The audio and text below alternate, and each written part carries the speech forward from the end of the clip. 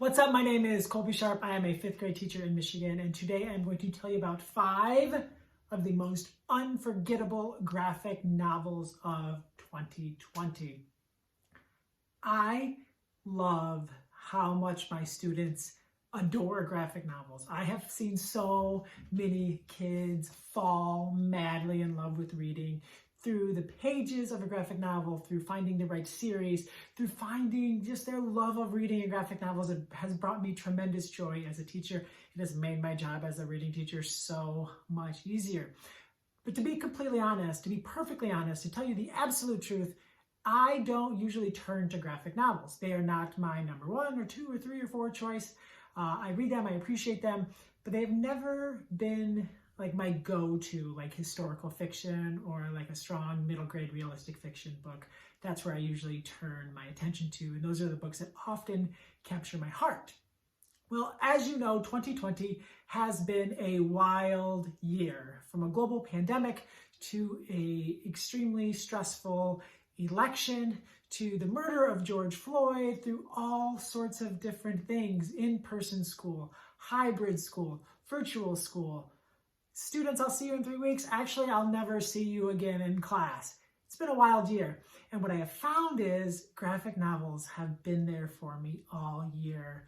In times where I wasn't ready to read a 300 or 400 page book, I could read 10 or 12 graphic novel pages and find myself lost in a story, captivated by a story. And today I am so excited to tell you that graphic novels are becoming more and more a part of my reading life, more and more a part of what I turn to when I'm looking for a great book. And today I'm going to be telling you about 5 books that I think will stay in my heart for a long time, and I know will stay in the hearts of young readers for the rest of their lives. The first one is by Newbery Honor-winning author and graphic novelist Victoria Jameson and Omar Mohammed. This is Omar's story of a refugee boy growing up trying to find safety. He lives in a refugee camp in Kenya with his brother. The story is so wild.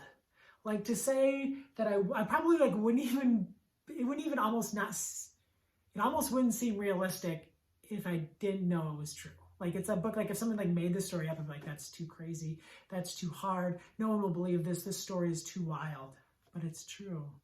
And Victoria and Omar have worked together to create something magical. I think a lot of kids hear refugee. I don't think a lot of kids understand it, and to see it through the eyes of Omar, to see his story, to have it come to life on the page, I think is something that not only is it a beautiful story, an amazing story, an inspiring story, I think it's going to help kids understand something that for a lot of them can be a little confusing. When Stars Are Scattered, an absolute gem. All right, number 2, Twins, Varian Johnson, Shannon Wright. Holy smokes. It's just like everything you want in a graphic novel, realistic fiction graphic novel, right? The kids who have loved Best Friends, the kids who have loved Smile, the kids who have loved Roller Girl. Here we go. 2 amazing girls, twins, trying to figure out who they are as they head to 6th grade. They're not in class quite as much as they were before. They're starting to have different interests and different things, and it's easier on one twin than the other twin. There's also an election. And as you can imagine, they don't look too happy with each other on the cover. It's a great story. It's an amazing story. Your kids will love this book. This will be one of the easiest sells of any book in 2020. Just hand it to kids, and the kids are going to read it, they're going to fall in love with it, they're going to pass it to their friends, and everyone's going to see how much everyone's liking it. It's just going to make its way all the way around the classroom, and by the time it gets back to you, it'll be tattered and torn, and you'll have to buy a new copy. Good problems to have when you're managing a classroom or school library, books that are so well loved that we have to buy new copies because those little grubby, dirty, little loving fingers just wear those books out. Twins. I love this book. It's up there. It's up there with one of the greatest graphic novels we've had in a long, long time. I think readers are going to like it forever. All right, number 3, Jerry Craft. You know him from The New Kid. We have a companion book here. We have Drew's story, 8th grader. This book deals with all kinds of issues that are happening in this world today, all kinds of racial issues.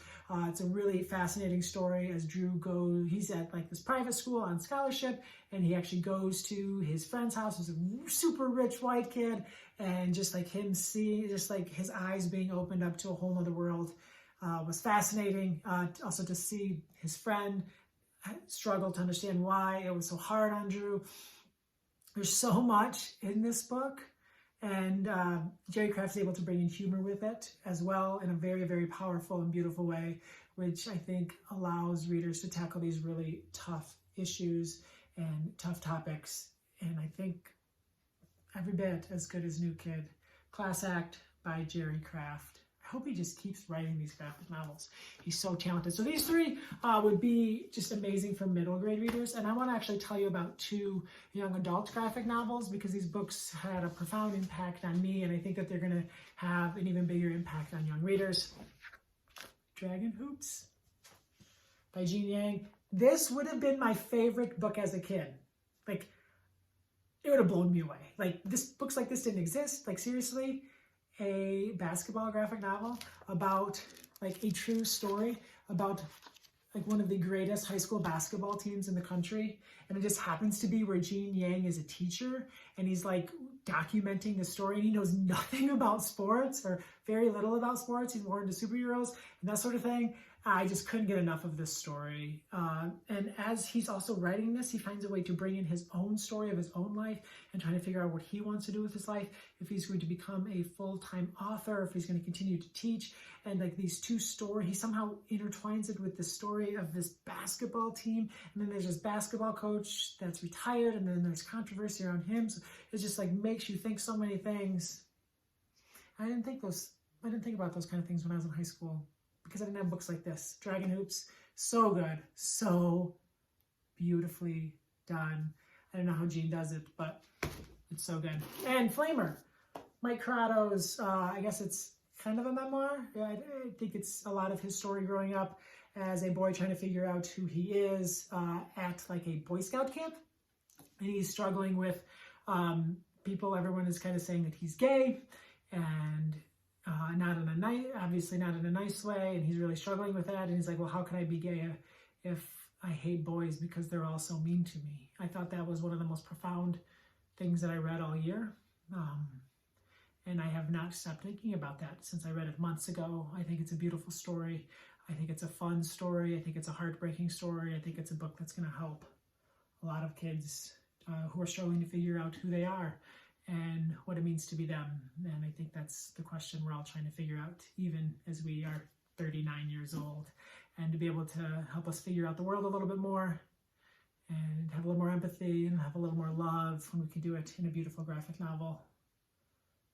It's a good day when reading books like that. So these are 5 graphic novels that I think are absolute must-reads in 2020. I think that they are books that are going to stay in the rotation in our classrooms and in our libraries and in our homes for years and years and years to come.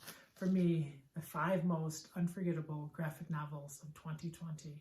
My name is Colby Sharp. Thank you so much for tuning in.